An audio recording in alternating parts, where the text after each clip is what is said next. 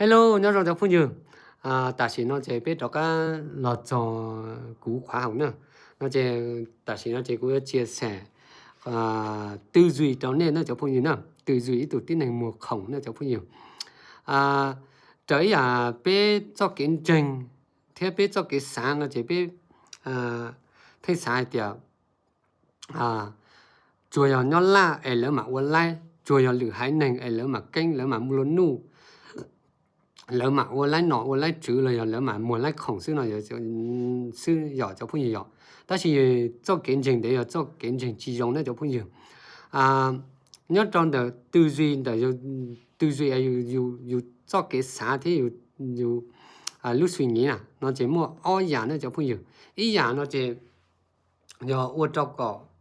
把油呢，一样suy nghĩ thì 我照把油一样suy nghĩ nó chỉ 我chỉ把油那就不一样，猪油那就莫二家里的，那就压thứ一，那就要压chỉ把油猪油的，那就要压油好油绿好油啥的，主要là lỡ thì mua lại khổng sư, chủ yếu lửa hai nền lỡ mà mua nhiều luôn nu lỡ mà đi xài lại cho chế cọng đau thành bếp lót cho thành sư, thế chủ yếu lửa hai nền lỡ mà canh sư, hỏi dùng mông dùng tin hình to xia nó chỉ dùng chỉ canh dùng chỉ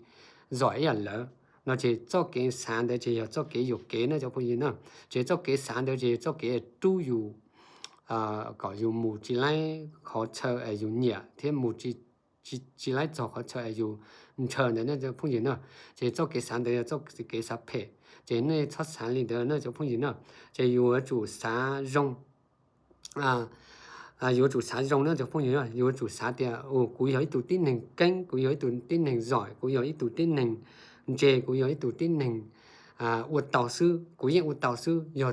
有考古知道有地，古知道包師，還有啲古包了，古時就係古也我導，那就朋友呢，那就